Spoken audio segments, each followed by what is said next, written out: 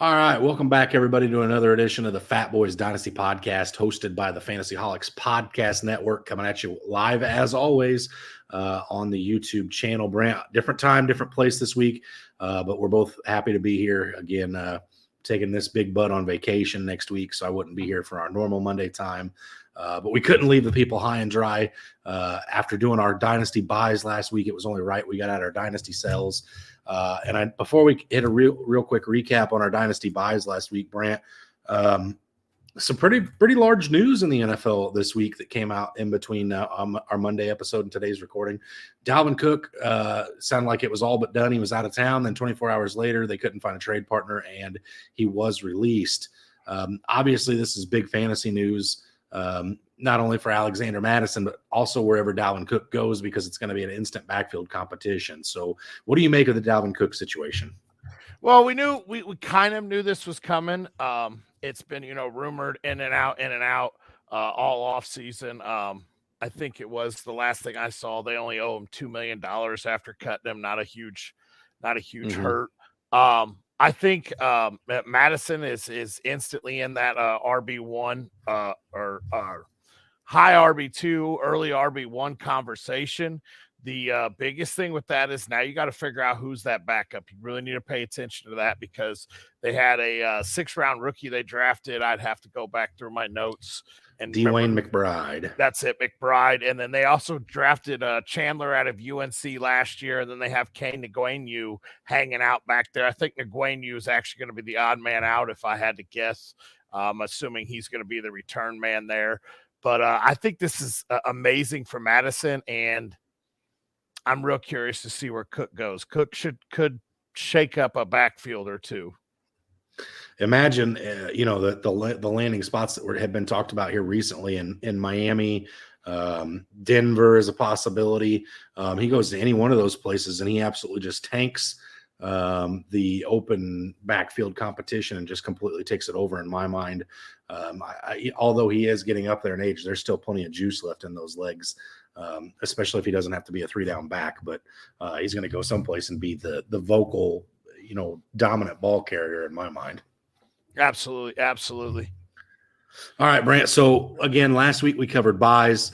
This week we're getting into sells. This should be another good one. We're going to come at each other, explain why we should want to sell a player, and then try to tempt each other into taking trade packages involving said player or to move said player. So again, let's get them bibs on, Brant. You ready to eat?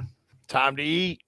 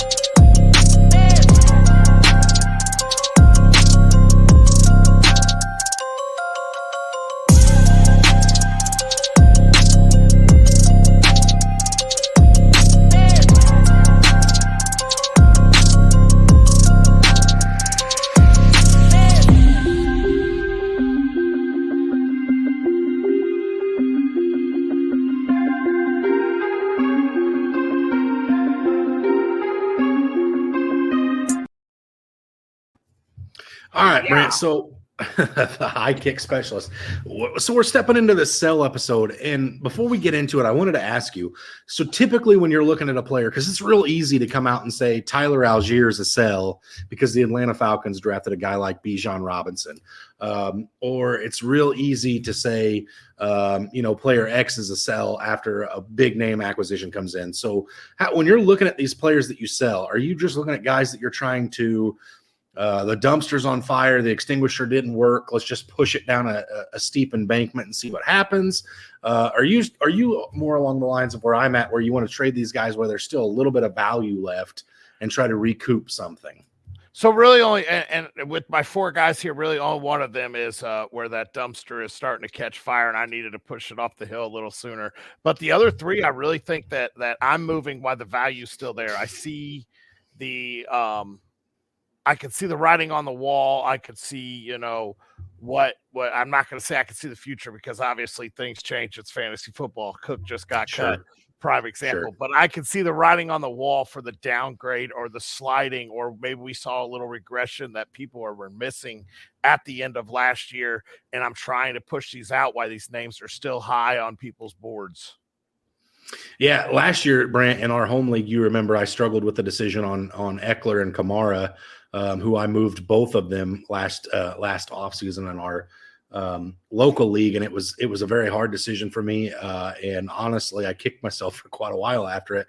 But you and I have had so many discussions on this, and it's one of those things that in a dynasty league, you can't ever rate a trade on what happens initially, right? Sometimes you got to forecast and project these trades out. And, now on both of these trades, I'm sitting a little happier than where I was when I first made said trades. But again, sometimes in Dynasty, you got to get out while the getting's good. I'd rather sell a year early and get a decent return for some of these studs than sell a year late and get half of what they were worth the year before. Yeah, absolutely. Absolutely. Well, kick us off. I believe we did talk about actually Eckler last year being a sell high. I originally had him in my 4, and I go, man, I really feel like I went back through the notes. I was like, oh, I did this one last year. No need to beat a dead horse. So why don't you go ahead and kick us off with your one of your first. Let's start with it. It's a perfect transition because I'm about to talk about one of his teammates here. This is a guy that I've actually traded for in 2 different leagues this year because I think that this year he's going to have a pretty solid year, but his career is definitely dwindling. That's the 31-year-old Keenan Allen, wide receiver for the Los Angeles Chargers.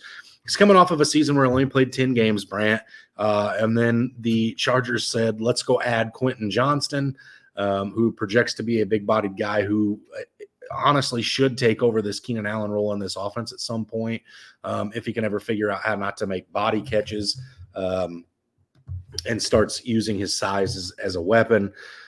In 2023, Keenan Allen had 89 targets, 66 receptions, 752 yards for 4 touchdowns. A lot of people last year were really disappointed in Keenan Allen, if you remember, Brant, because it led you to the point where you were guessing between Guyton and Palmer every week on which Charger to start. And it was always the other. And I always started going with the other, and I look like a mad genius every week. But nonetheless, again, I do think there's a bounce back this year for Keenan Allen. As long as he stays healthy, his numbers are going to be somewhat better. Obviously, I would expect a guy of his size to have a positive touchdown regression, or as normal folks would say, a positive progression in touchdowns after the debate or the little sidebar where I went off the rails last week on that. But nonetheless, I do think he bounces back, but I think it's a chance to sell him for the last little bit of value he has. All right, his value could go up in season, but in an off season, it's as high as it's getting the rest of his career. Okay, absolutely. All right, Brant, I got 2 trades here for you. They're both solo trades, man for man here. So Keenan Allen, or a guy that you and I have both talked about as a bounce back candidate this year, and Elijah Moore. I'm going to stick with Keenan Allen on this one just because that Cleveland Browns receiving core scares the crap out of me. I feel like I could get just a little bit more, maybe I'm not going to say a set in stone number 1 wideout, but I think I can get a guy that maybe has a more defined role as of right now. And I think in my mind, I'm all over this sell Keenan Allen. But Keenan Allen, like you said, he's going to be a guy that I think, in my mind, you may want to move a little bit later. Let the beginning of the season kick off. And I think he will be a guy that I would be pushing to go later. So right now, I'm going to stick with Keenan Allen. Let me backpedal here a minute if I can, Brant, because I do think you will regret moving Keenan Allen for this year. But in a dynasty, you have to look past this year. I think this is the last year of fantasy relevancy for Keenan Allen. Would not shock me to see him put up very strong wide receiver 2 numbers this year. So again, I agree. I think in season, if he takes off, the value is better. But if he ends up with an injury-riddled season like last year, you may not be able to even afford a guy like Elijah Moore. All right. Coming at you with another one, maybe the positional difference and the positional scarcity entices you a little bit here. Keenan Allen or Brian Robinson of the Washington Commanders?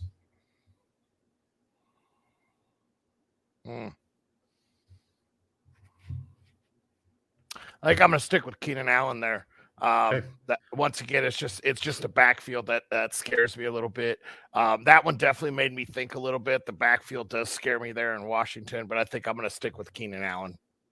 Okay, I'm striking out here, Brant. I'm 0 for 2 so far, batting zeros. Yeah. It's a good thing this is a football show and not a baseball show, because I will be back. As right, I hit me with heard your earlier first one. today, apparently it's points, not runs in baseball. I didn't know that. But no, that's interesting. A good buddy of ours. I always just assumed it was how many hot dogs you could eat in a game. I don't know.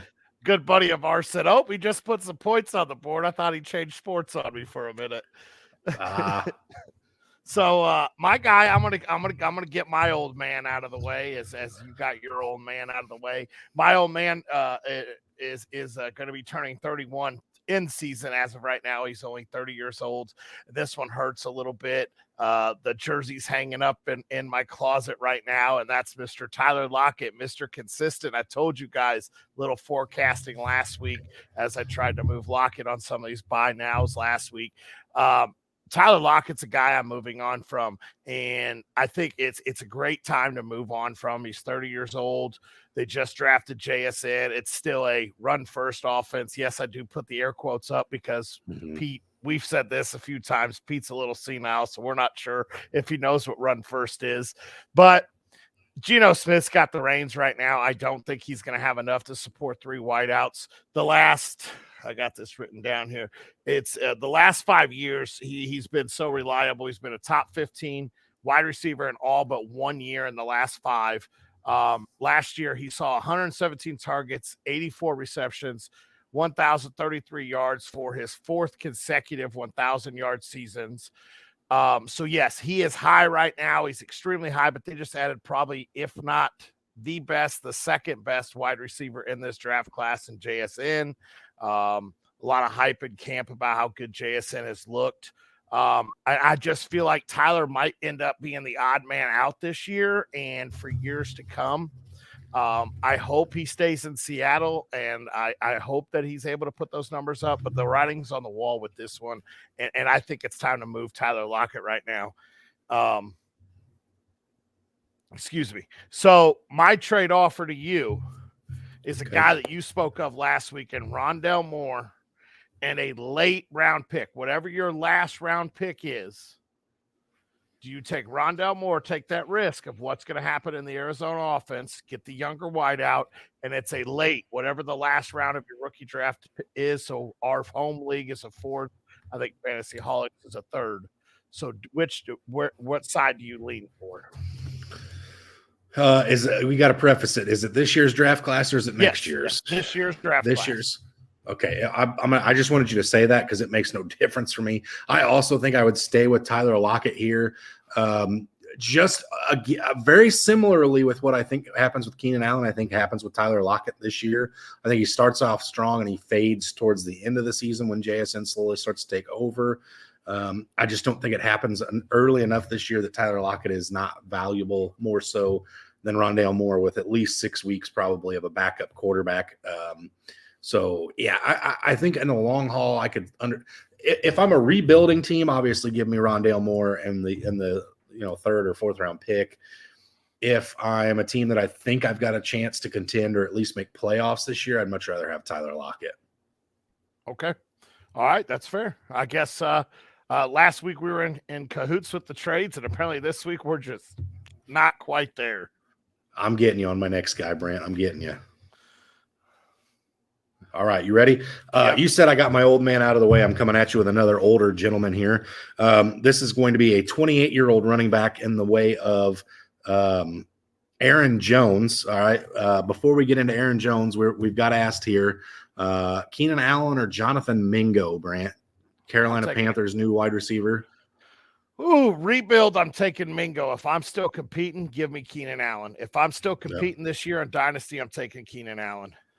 Agreed. Definitely one that is. I like Jonathan Mingo. I think he has a chance to be something good, but I'd rather have the proven commodity right now. Yep. All right, Aaron Jones. The last 4 years has been a running back 1 in fantasy finishes, Brant. But this year there's no Aaron Rodgers under center. I don't think there will be as many passing opportunities for this running back field. I'm not necessarily saying this is an A.J. Dillon buy. I'm just simply saying I think Aaron Jones's value as an RB1 is done at this point in his career. I know last year you and I both ended up having him as an RB1 just because of, no true pass catchers in Green Bay, but the defenses aren't going to respect the pass against Jordan Love the same way they did against Aaron Rodgers.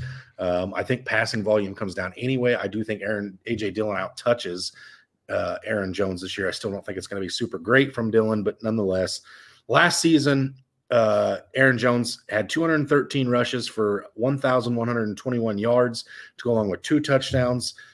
Through the air, he had 72 targets, 59 receptions, 395 yards, and 5 touchdowns there. So he ended up putting together a pretty good season. I do think his rushing touchdowns potentially go up a little bit. But again, 28-year-old running back, shelf life's already extremely short. Don't know what that offense is going to look like in Green Bay, Brant. So let me see if I can tempt you. Would you rather have Aaron Jones or the running back in one of the most potent offenses in football, and as Isaiah Pacheco? I'm taking Pacheco. Got him. I really like Pacheco's upside. I just drafted him in our dynasty startup we did the other day. I really like that offense. I want a piece of that offense, and I think I'm going to go with Pacheco over Jones. I'm hoping that I'm right on the Pacheco train. I'm hoping I'm jumping aboard and it works. But yeah, I'm going to take Isaiah Pacheco on that trade. All right, let me ask you this other one. Let me see. This one's a 2 players for one here. Aaron Jones or Darren Waller and Brian Robinson. So a backfield you said earlier you didn't want to own too much in, but here is a package deal with Darren Waller. I'm taking the Waller side because I expect big things from Waller this year. And it's hard to come about a top 5 consistent tight end. I know, top 5 tight ends, but it's so hard to come from a top 5 consistent tight end. And I really am expecting big things out of Waller. He's the one that really makes that trade for me. Aaron Jones is a guy that could end up being consistent or could end up being, playing in a 50-50 role. I think I really want the Waller side, and I'll hold on because I'll hold on to Brian Robinson and hope that he's able to break out the way he should be able to. Okay. So I went 0 for 2 on Keenan Allen, but I'm 2-0 on Aaron Jones, Brant. Let's see if you can get me on the fence here. This one's going to be fun. And any viewers that we may have right now, please feel free to comment, yell at me, scream at me when I throw this name out here. I know a lot of people are living on this train here, and that is Mr. Deebo Samuel, 27 years old, plays for the San Francisco 49ers. Last season, he finished as wide receiver 40. A lot of hype of, my sluggish season last year. I won't put that back on film. He had 94 targets, 56 receptions, 632 yards, and only 2 touchdowns. He did only play in 13 games. Now, you have to go back to week 6, not counting any playoff games, to see a game where he had more than 60 receiving yards. All right. He had 18.2 yards per reception in 2021 in his breakout year, and that came down in 2020 and 2022 was 7 yards minimum less than that 18.2 yards per reception. His rushing totals came down when CMC came to town. His passing came down when CMC came to town. Brandon Ayuk stepped up big time for that offense. You still got George Kittle coming back healthy. I really think you have to jump off this train here. He averaged 11.3 points per game and only 53 total yards per game last season. And he only saw 12 red zone looks last year total. So this is one train that I hated in 2021 because I watched it beat the crap out of me way too many times in too many leagues. But I've never actually fully committed to the Deebo Samuel train. And I think it's time to really get off of him. So this is my trade for you. A guy that I know that you liked in Cortland Sutton, you liked, and an injury-riddled back that I know that you're not a big fan of, but maybe entices you. J.K. Dobbins and Cortland Sutton for Deebo Samuel. I I do probably take if this is close. If I have a team that I think wins a championship, I take Debo. If I have a fringe playoff or rebuild, I take Dobbins and Sutton, Brant. But I know you're looking for a definitive answer here. I think I go with the two players on this one. Again, you're right. I don't necessarily love JK. I'm not sure he's the number one running back in his team. We'll see if the new offensive quarterback. We'll see if the new offensive coordinator comes to town and changes things. But I can't see the Broncos offense being any worse than it was last year. So I would expect an uptick for Cortland Sutton. I'm not sure it's anywhere near what Debo is going to do. But filling two lineup spots for the price of one isn't ever a bad thing. So I'm going to go with the two players here, but it's real close. And I will tell you, Brant, the only reason I would move Debo right now is because I don't know for a fact Trey Lance is the starter. If it's Brock Purdy, I want nothing to do with Debo. Okay. All right. That's the only one I had for you. It was so hard to find even numbers with good players to go with that, to try to find a good trade value. I had to go through quite a few sites to try to match them up decently because one site would have had that completely lopsided while the other one did. And I'm like, let's try to find an even ground here. Sure. There's a lot of legwork that go into these episodes. Not a lot of legwork. A lot of finger movement. A lot of sitting up around. Yeah, right. All right, Brant. So here's my first controversial one for you. This player is not a player that you have to move due to age. It's a player I just don't trust. That's DeAndre Swift. He's 24 years old currently. And here's my issue. My biggest issue with DeAndre Swift, Brant. His rookie year, 2020, he played 13 games. 2021, he played in 13 games. And then in 2023, he played in 13 games? 14 games. Gotcha. Oh, okay. But last season, Brant, I don't know if you remember the headache that was DeAndre Swift as we did our Sunday morning lives. People would come in and say, hey, do I play Swift or do I play Jamal Williams? And for a few weeks, you and I held out hope. Hey, you've got to ride DeAndre Swift. You've got to put him in there. You got to see, what you have with him. And then it got to the point in the season later, you and I were both sitting there going, man, until I see him prove it again, I want no part of him in my lineup. And I know a lot of people are excited about DeAndre Swift getting moved to Philadelphia. They're a better offense, right? Brant, I know the guy that owns DeAndre Swift in our home league was with you on the night of the draft where he saw Jahmyr Gibbs get drafted to the Detroit Lions, and then he was able to breathe a sigh of relief when DeAndre Swift got dealt from the Lions to the Eagles. And I think that's how a lot of DeAndre Swift owners were feeling. So, but again, if you're in a league where somebody's a huge Eagles fan in your league, or maybe running back needy, maybe you can try to move this player. But last year he had 99 carries, 542 yards to go along with 5 touchdowns, 70 targets through the air, 48 receptions, 389 yards, and 3 touchdowns. So he really kind of saved his season last year with his PPR work in the receiving game. I don't foresee a lot of that with Jalen Hurts under center, not because Jalen Hurts isn't as good of a quarterback as Jared Goff. It's because Jalen Hurts is so dang agile that it's just as easy for him to take off with his legs and get 7 to 10 yards as it is to dump off to a guy like DeAndre Swift. And then I'll save my outlandish take that you already kind of know how I'm feeling on this backfield anyway for a rainy day here when we do some hot takes prior to the start of the season. But I'm not sure DeAndre Swift finishes as the RB1 in Philly anyway. So for all of those reasons, I'm done with DeAndre Swift. I'm ready to move on from him. This is one of the easier sells for me, Brant. I've got 2 here. I think you're going to be on the fence with the first one. I think the second one's a slam dunk for me. All right, DeAndre Swift, Brant, or the running back going into his second year in Rachaad White, who has relatively no competition in Tampa Bay. Give me Rachaad White. Okay.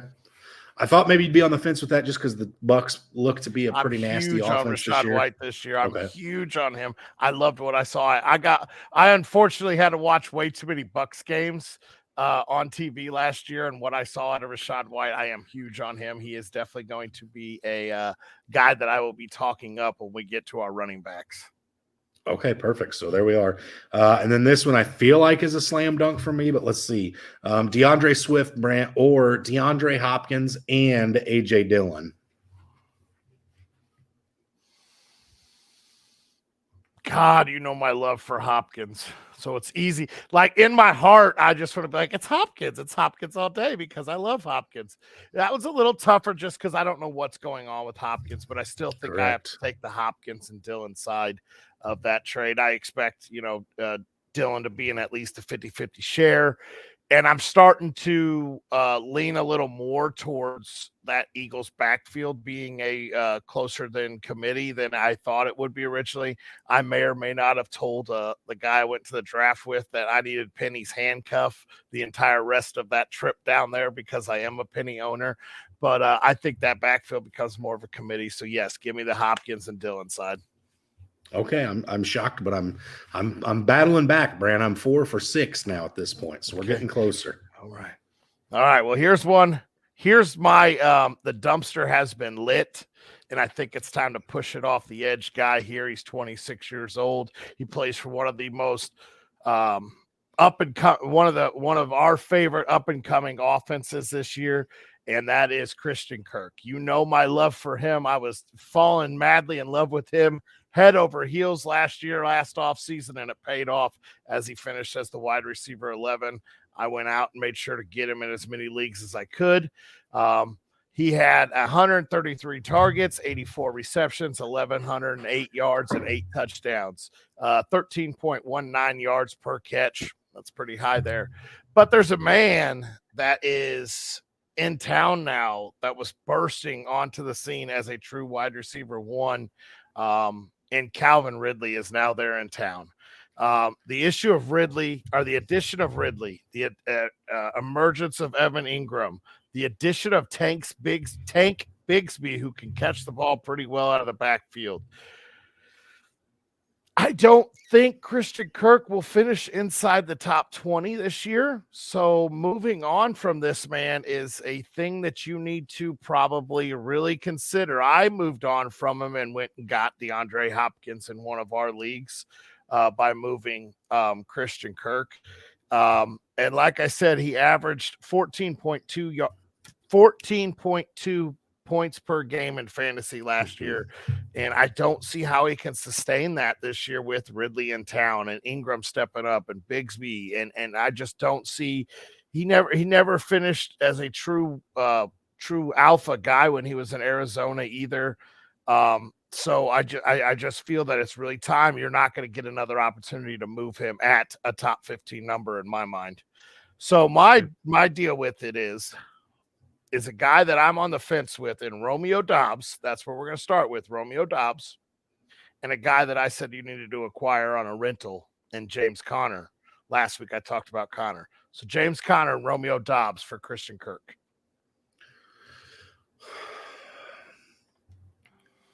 So I'm gonna be honest with you. This one's not really hard for me. I just want to I was not a Kirk believer last year, Brent. You know I was not.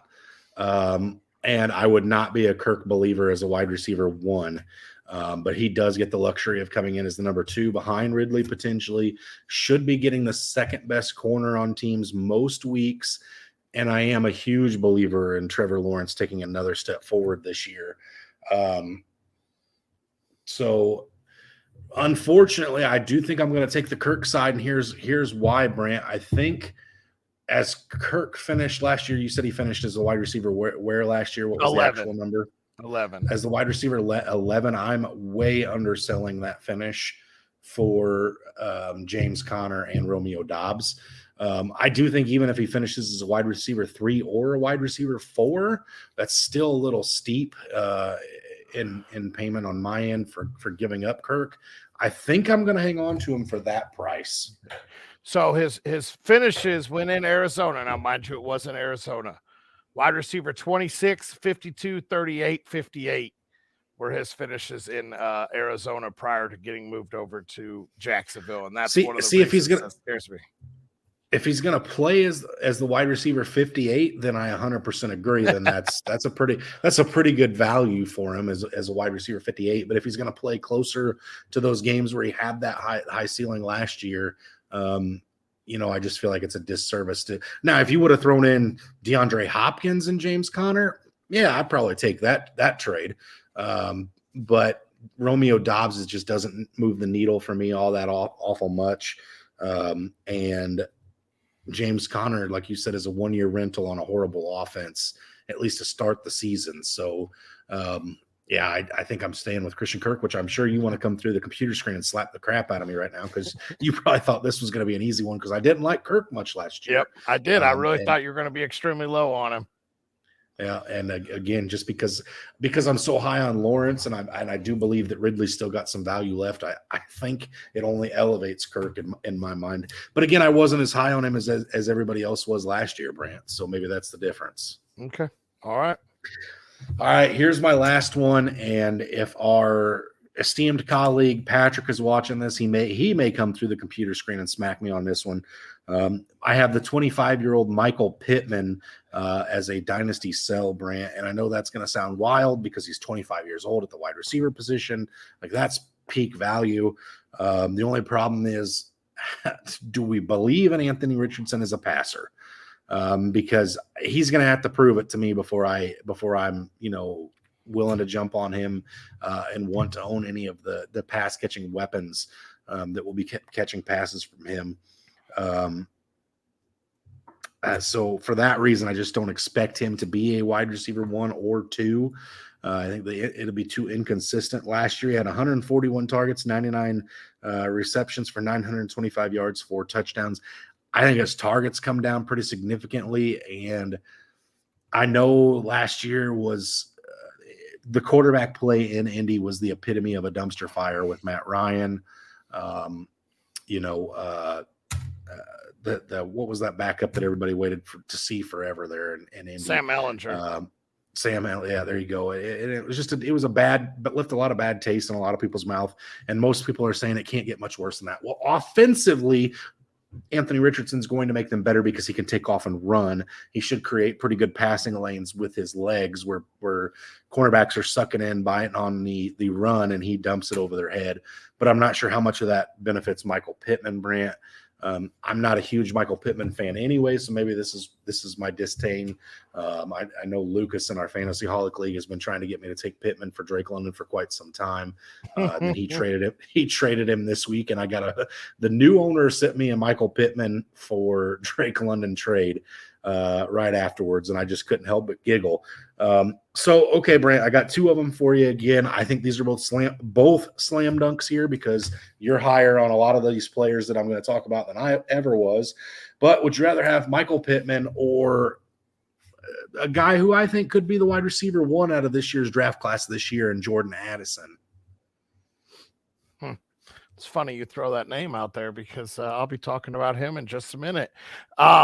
So I am actually going to take the Jordan Addison. I know he'll never be the number 1 on his team, but sitting there as the number 2 target getter on that team, I think I'm going to take the Addison side on that one. Okay. I'm not surprised. I also would take the Addison side. All right. And then last but not least, this is another 2 for 1 guy here. So you're giving up Michael Pittman, Brant. In return, you're getting Miles Sanders and Mike Williams.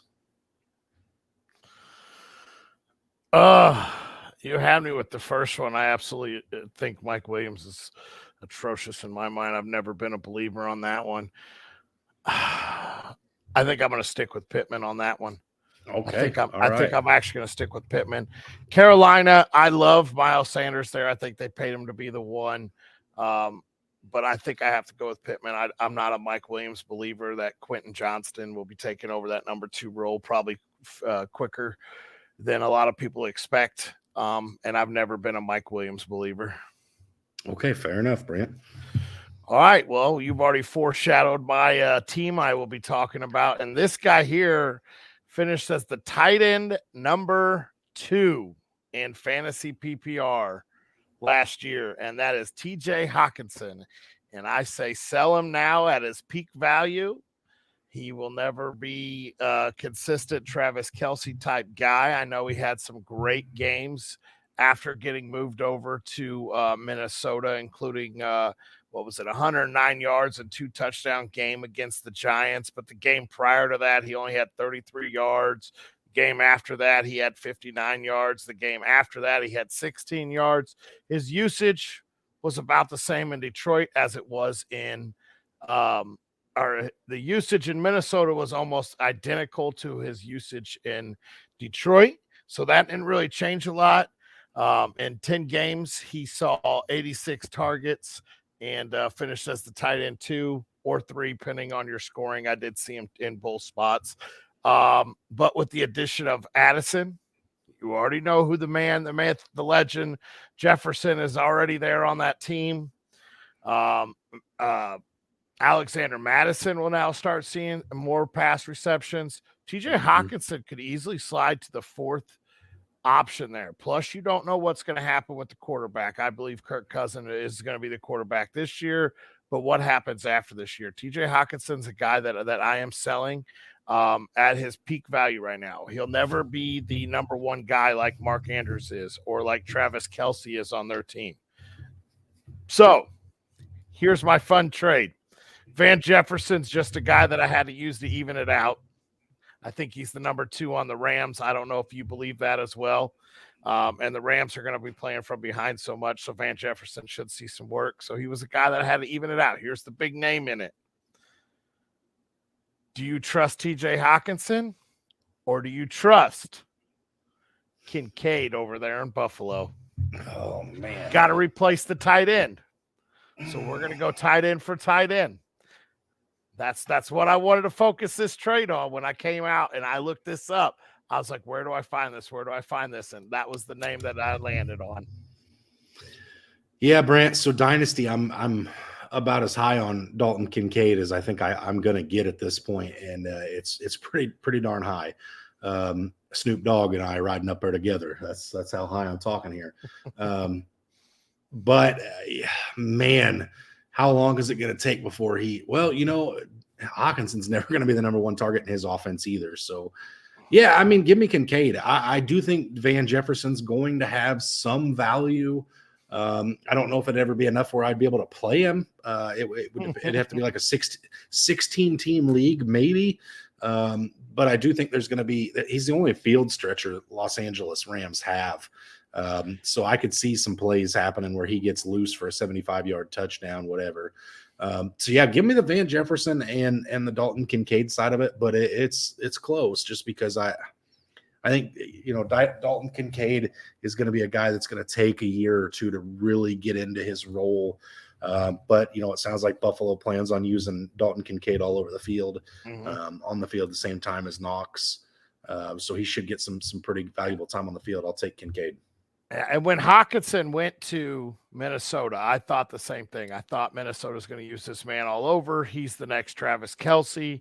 I absolutely loved it. And then you add Jordan Addison, and you're like, wait a minute. You're not doing what I thought you were going to do. So I'm taking the Kincaid side as well. Like I said, Van Jefferson was just there to even it up. I'm a little higher on Van Jefferson than a lot of people, not high enough that he's going to completely bend that needle over. But I definitely think he does have some value, bye-week starter. But, yeah, okay. that was the one that took me a little bit to figure out. Okay, fair enough. So we both battled back. We started out pretty slow, but we both battled back a little bit, Brant. So we got some good sells there. So this kind of concludes our dynasty buys and sells. It wouldn't surprise me to see some trade talk at some other point this offseason as we get closer. I know we kind of foreshadowed last week this past Monday about taking divisions for running backs and trying to get some consensus rankings out. It's supposed to be rainy all day, Brant, so neither one of us will be enjoying our pools. I'm good to try to do running back rankings next Monday if you are. I know I'll have 4 days where I'm pretty darn busy, but I should be able to hash out a couple divisions tomorrow potentially. So if you're up for that, let's try to bring that to the folks next Monday. Absolutely. I'll get with you tomorrow. We'll separate these divisions and we'll get to work. We'll start eating. We'll start pre-gaming, getting our appetizers in. That way we can give you guys the main course out there. Absolutely, Brant. So I think that pretty well does it for our sales episode this week. We can loosen them bibs. We can let circulation flow again, Brant. That's all she wrote. As always, stay hungry and stay fat, my friends.